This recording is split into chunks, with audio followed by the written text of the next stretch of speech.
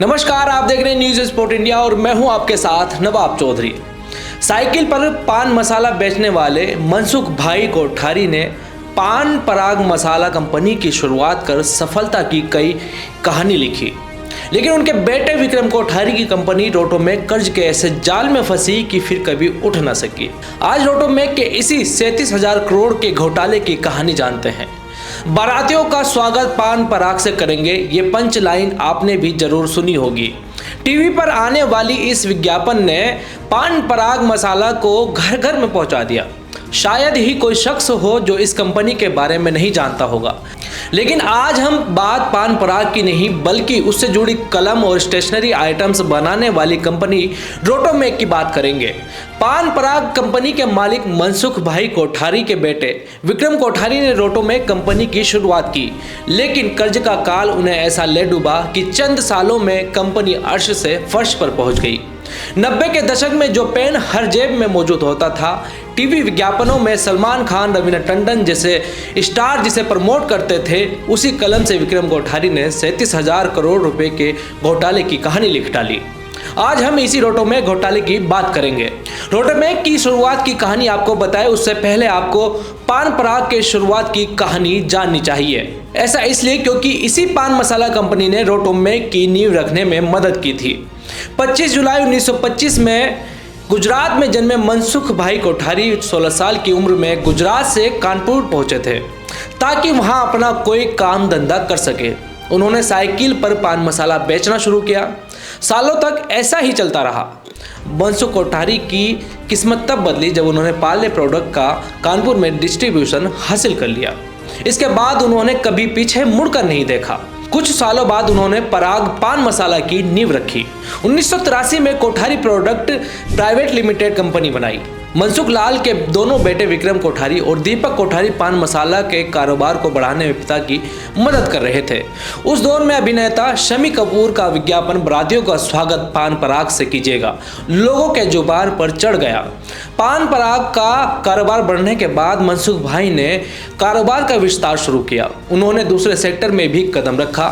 साल 1992 में रोटोमेक कंपनी की नींव रखी गई। Mineral water brand yes launch किया गया। इसके अलावा real estate, oil industry, school और एजुकेशन सेक्टर में कंपनी ने विस्तार किया। साल 1999 में दोनों भाइयों के बीच बंटवारे की स्थिति बनी। रोटोमेक के पतन की कहानी लोन के साथ शुरू होती है। कंपनी के प्रोमोटर विक्रम कोठारी पर फर्जी तरीके से लोन लेने और कर्ज न चुकाने का आरोप लगा। विक्रम कोठारी ने 7 बैंकों से लोन लिया, लेकिन उसे चुकाने में फेल हुए। सबसे पहले साल 2008 में कोठारी ने 200 करोड़ रुपए का लोन लिया। साल 2010 में उन्होंने 520 करोड़ रुपए का लोन लिया। इसके बाद भी ये सिलसिला जारी रहा। साल 2011 में एक नया लोन 585 करोड़ रुपए का लिया गया। साल 2012 में 585 करोड़ रुपए और साल 2013 में 585 करोड़ रुपए का लोन लिया गया। हैरानी तो इस बात की है कि लोन लेने का तरीका भी अजीब था। रोटोमेक ने कभी गेहूं खरीदने के नाम पर लोन लिया तो कभी एक्सपोर्ट ऑर्डर को पूरा करने के नाम पर लोन लिया। लोन लेकर वो पैसे कहीं और लगाते रहे।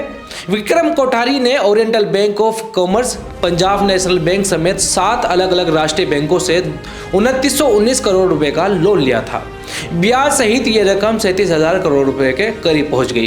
विक्रम कोठारी ने बैंक ऑफ बड़ौदा से 456 करोड़ रुपए, बैंक ऑफ इंडिया से 754 करोड़ रुपए, इंडियन ओवरसीज बैंक से 771 करोड़ रुपए, यूनाइटेड बैंक ऑफ इंडिया से 458 करोड़ रुपए, इलाहाबाद बैंक से 330 करोड़ रुपए, बैंक ऑफ महाराष्ट्र से 49 करोड़ रुपए और ओरिएंटल बैंक ऑफ कॉमर्स से 97 करोड़ रुपए का लोन लिया था। विक्रम कोठारी ने जिन कारोबार में पैसा लगाया वो कारोबार ठप हो गया। कंपनी दिवालिया हो गई। विदेश जाने की खबरों के बीच फरवरी 2018 में सीबीआई ने पहले विक्रम को गिरफ्तार कर लिया। करीब 2 साल तक उन्हें जेल में बिताना पड़ा। बाद में उन्हें हेल्थ के आधार पर जमानत मिली। साल 2022 में विक्रम कोठारी का निधन हो गया। कर्ज के बोझ तले दबी रोटोमेक कंपनी का वजूद 2020 में खत्म हो गया। कंपनी ने 3.5 करोड़ रुपए में रोटोमेक ब्रांड का नाम नीलाम कर दिया। 12 कंपनियों ने इस ब्रांड नेम को खरीदा और वही कंपनियां इस नाम से कारोबार कर रही हैं। विक्रम कोठारी ने कारोबार को बढ़ाने की दिशा में काम करना शुरू किया। रोटोमेक कंपनी का करीब 2 दशक तक बाजार में दबदबा कायम रहा। साल 1997 में विक्रम कोठारी को बेस्ट इन्वेस्टर्स के तौर पर सम्मानित किया गया।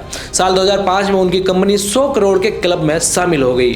उस दौर में सलमान खान, रवीना टंडन जैसे स्टार रोटोमेक का विज्ञापन करते थे। लिखते लिखते लव हो जाए जैसे विज्ञापन लोगों के जुबान पर छा गए थे। हर जेब में रोटोमेक की कलम होती थी।